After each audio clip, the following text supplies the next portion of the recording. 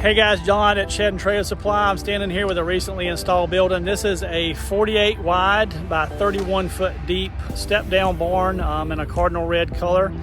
This is 12 feet to this gable end right here with this gable peak. And then you got two 12-foot lean-tos on each side of the barn. So up here on the corner, this one has got a framed out opening right here of 10 by 10. So that way you can come in from the side of the structure as well. I'm just going to show a little bit closer view of this building here.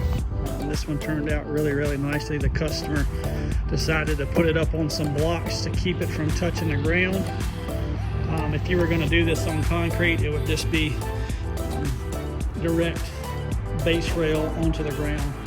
I'm going to put a price below for this building. We can get these installed in less than 8 weeks at the moment right now. Do a 15% deposit to get the building ordered.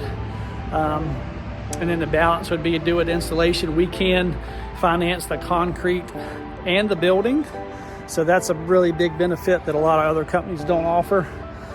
Just take a look at this building, from a couple other angles.